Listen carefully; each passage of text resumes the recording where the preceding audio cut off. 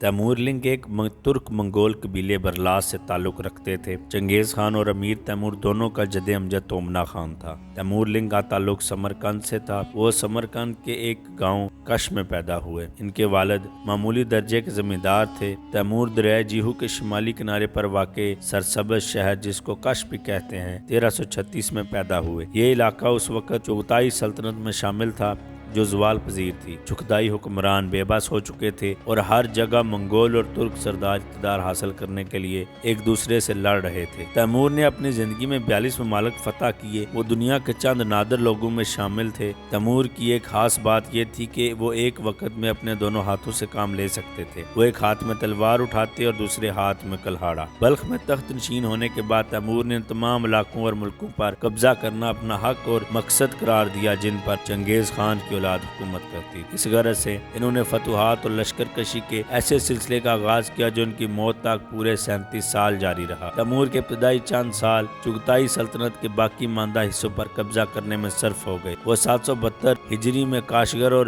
781 میں خوارزم پر قابض ہو گئے۔ اس کے بعد انہوں نے خراسان کا رخ کیا۔ 1381 بمطابق 783 ہجری میں ہرات کے خاندان کرد کو اطاعت پر مجبور کیا۔ اگلے سال نیشاپور اور اس کے نواح پر اور 785 میں اسکندار اور سیستان پر قبضہ کیا۔ 1382 میں انہوں نے ایران کی مہم کا آغاز کیا جو یورس سالہ کہلائی اور اس مہم کے دوران میں مازندران اور آذربائیجان تک پورے شمالی ایران پر قابض ہو گئے۔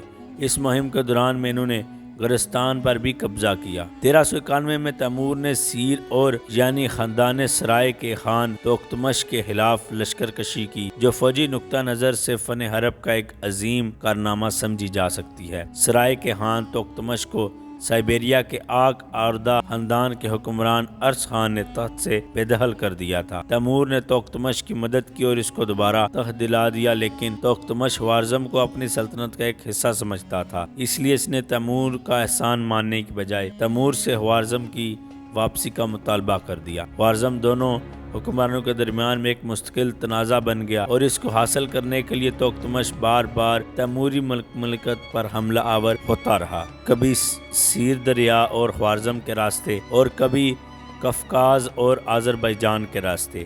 تیمور نے توختمش کی سرکوبی کے لیے 2 مرتبہ روس پر لشکر کشی کی۔ ان میں 1391 میں سیر دریا یعنی دریا سیہوں پہلی لشکر کشی کے راستے کی گئی۔ تیمور اپنے عظیم لشکر کو قازقستان کے راستے جنوبی ارتش اور یورال تک بے آب و گیا میدانوں اور برف زادوں سے کامیابی سے گزار کر لے گیا اور 18 اپریل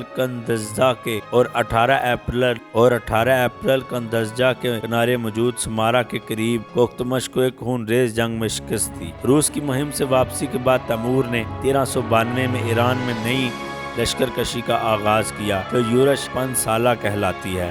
اس مہم کے دوران میں اس نے ہمدان، اصفہان اور شیراز فتح کیا، آل مظفر کی حکومت کا خاتمہ کیا اور بغداد اور عراق سے احمد جلائر کو بے دخل کیا۔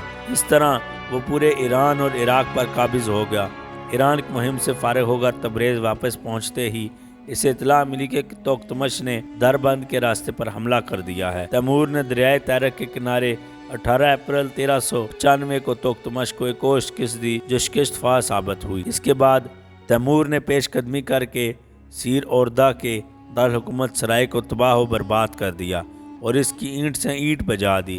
اس مہم کے دوران میں تیمور استراخان، ماسکو کیف اور کریمیا کے شہروں کو فتح کرتا اور تباہی پھیلاتا ہوا براستہ قفقاز، گرجستان اور تبریز 798 میں سمرقند واپس آ گیا۔ 1398 میں تیمور ہندوستان کو فتح کرنے کے ارادے سے روانہ ہوا۔ ملتان اور دیپالپور کے ہندو راجہ رائے شاہی کھوکھر مقابلے پر آیا مگر شکست کھائی اور مارا گیا۔ تیمور 1398 میں دہلی پہنچا، دہلی کو فتح کرنے اور وہاں دسمبر میں قتل عام کرنے کے بعد وہ میرٹھ گیا۔ ہلاکو خان کے ساتھ اپنی بیٹی کی شادی کی۔ سلطان صلاح الدین ایوبی حکمران مانا جاتا ہے۔